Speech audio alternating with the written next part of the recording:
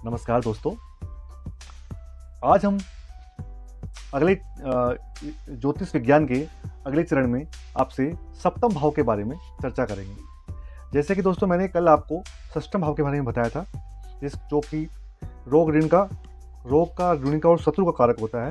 उसी से अगले चरण पर हम आज सप्तम भाव के बारे में आपसे कुंडली के अंदर उसकी क्या विशेषता होती है तथा उससे किस तरह का फलादेश किया जाता है उस बारे में आपसे चर्चा करेंगे। सप्तम भाव दोस्तों, सबसे पहले जो कारक होता है वो होता है पति और पत्नी का, लाइफ पार्टनर का आपके, कि आपकी उसके साथ में कैसे संबंध रहेंगे, आपकी उसके साथ बनेगी या नहीं बनेगी, या आपका उसके साथ में किस तरह से आपका उसका पारस्परिक सहयोग रहेगा। ये हम सप्तम भाव से उल्लेखित करते हैं। और विवाह का जो परिस्थिति होती है वो भी हम सप्तम भाव से ही देखते हैं। सपोज का अगर कोई जातक बोलता है कि भाई मेरा विवाह कब तक होगा, तो हम उसके लिए सप्तम भाव का ही विश्लेषण करके और उसको सभी परिस्थितियों के अनुरूप ही उसका प्रेडिक्शंस करते हैं कि उसकी विवाह की क्या स्थिति है और गोचर में कौन सा ग्रह चल रहा है और उस ग्रह की क्या विवाह से संबंधित सप्तम भाव की क्या स्थिति है। इस चीज़ों को हम देखते हैं।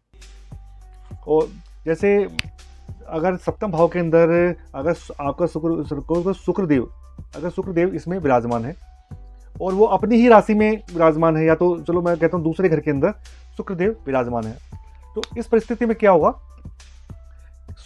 शुक्रदेव अपनी ही राशि के अंदर विराजमान होंगे तो वो अच्छे परिणाम ही देंगे। इससे क्या होगा, आपके जो लाइफ पार्टनर के जो संबंध होंगे आपके साथ में वो बहुत ही अच्छे होंगे, उनके साथ आपकी बहुत बनेगी, आपका एक फ्रेंडली माहौल रहेगा आपका घर के अंदर। तो ये हम सप्तम भाव से देखते हैं। तीसरा जो इसका होता है काम वासना का कारण भी यही सप्तम भाव होता है।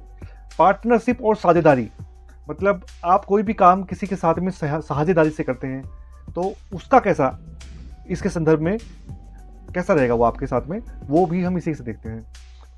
साझेदारी के अंदर आप अगर कोई कार्य करते हैं, कोई व्यापार करते हैं, तो वो आपके लिए कितना वांछनीय रहेगा, कितने लिए आपके लिए उसके सकारात्मक प्रभाव मिलेंगे या कोई आपको नकारात्मक प्रभाव तो नहीं मिल रहा है। ये सभी विश्लेषण हम इसी से ही करते हैं, सप्तम भाव से। और सप्तम भाव दोस्तों वाद और विवाद की स्थिति का भी परिचायक होता है। क्योंकि ये जो भाव होता है आपके प्रत्येक शत्रु का भाव भी होता है। जो शत्रु, ऐसे शत्रु जो आपको दिखाई देते हैं, जो आपको डे टू डे लाइफ पे आपको दिखते भी हैं, तो आपकी उनके साथ में कैसी परिस्थिति रहेगी, क्या वो किस टाइप के उसमें वाद विवाद होंगे, ज़्यादा होंगे, कम होंगे या नहीं होंगे, यह भी हम सप्तम भाव से ही देखते हैं।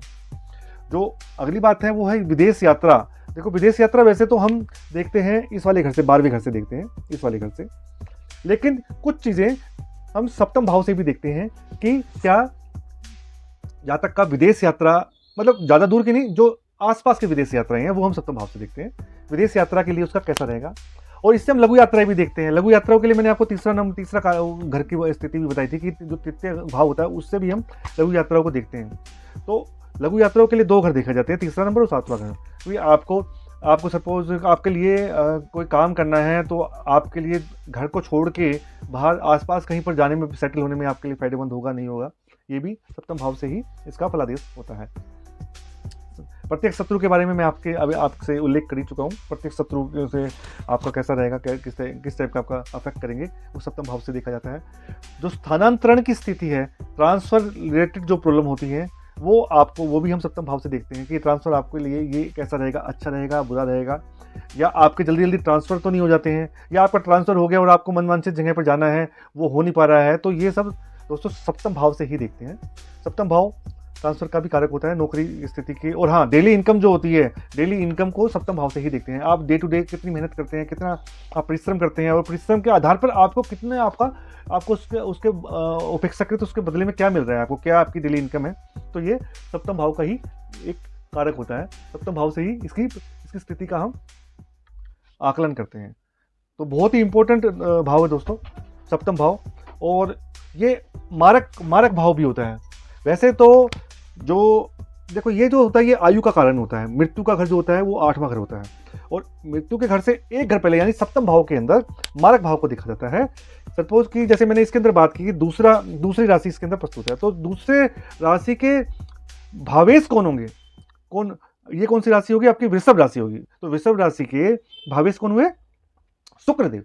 तो इस स्थिति के अंदर इस कुंडली में जो इसके जातक के जो मारक ग्रह होगा, मारक जो ग्रह होगा वो होगा शुक्रदेव। अगर मान लो कि शुक्रदेव की अभी दशा, अंतरदशा, महादशा या अंतरदशा चल रही है, लेकिन वो अच्छे भाव में बैठी हुई है, अच्छे भाव, अच्छी परिस्थितियों में चल रही है, और उस केस में अगर शुक्रदेव मारक मारक का अपना रोल नहीं अदा कर पाते हैं, तो उस केस में जो दूसरा मारक ग्रह होता है वही होता है ये वाला घर, ठीक है, द्वितीय द्वितीय भाव। तो कुंडली के अंदर दो मारक ग्रह होते हैं, एक होता है सप्तम भाव, एक होता है द्वितीय भाव, जिससे कि हमको पता लगता है कि जातक की मृत्यु कब होगी और कैसे होगी, किस ग्रह की वजह से होगी, या किसकी दशा, इसकी दशा अंतरदशा कब आएगी, तो इससे हम अनुमान लगाते हैं। तो उससे रिलेटेड अगर हम उपाय करें उस समय पर, तो हमारे को बहुत ही लाभ मिलता है। तो ये सबसे इंपॉर्टेंट जो है इसका जो मारक भाव है, उसकी जो मारक क्षमता है, वो हम सप्तम भाव से ही इसको देखते हैं।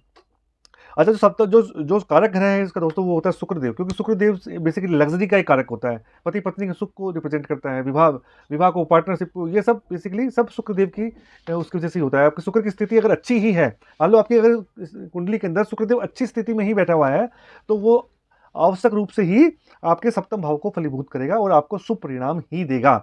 तो सप्तम भाव बहुत ही इंपॉर्टेंट भाव है, जिसके अंदर हम ये सब विभिन्न कारकों को हम के आधार पर उसका फलादेश करते हैं। मैं उम्मीद करता हूँ कि आपको मेरे द्वारा समझाई गई इस वीडियो में आपको सब कुछ समझ में आया होगा, सप्तम भाव के बारे में जो मैंने आपको बताया वो समझ में आया होगा।